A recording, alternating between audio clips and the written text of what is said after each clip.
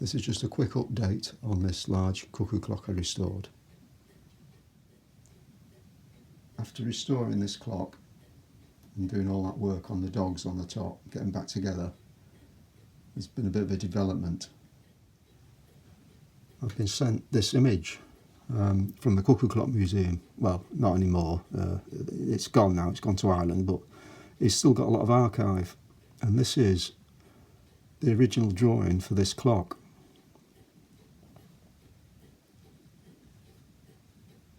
And if we zoom in on the dogs, we can see there is a bit of a difference.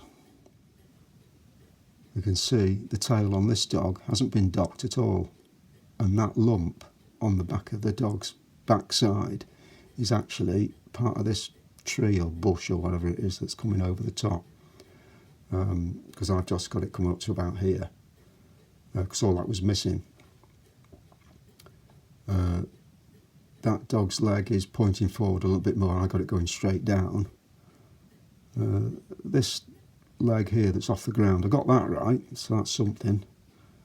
There's another bush here, so that stump's there. I think it's been whittled down a little bit, and the end's been cut off. But it is actually the same. The one in the book's slightly different. I just think it's a smaller model of it, so it's been altered, so I didn't really use that too much, but this is correct. This is what it looks like at the moment.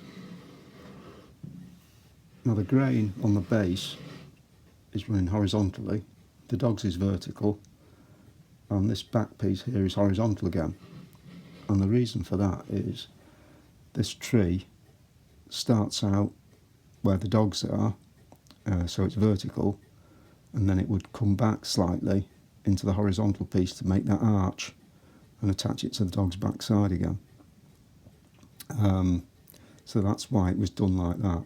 It'd probably been done in two halves. They'd probably carved the dogs as much as they could first and this tree bit, and then stuck it to that and the dog's backside, and then finished the carving so it didn't get in the way whilst they're working in here and working on the tree.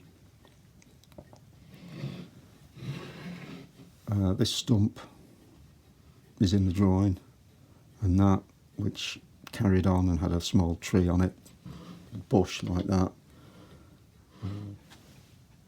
Now, a few days have gone by and I've had a word with the owner, and he wants it putting back as it is in the drawing, which is what I'd do if it was mine.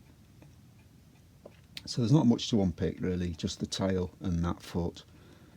Put them right, and then bring this tree round. I'll actually have to cut that top of that tree off, bring it round down to the tail, and put a small tree on that stump there,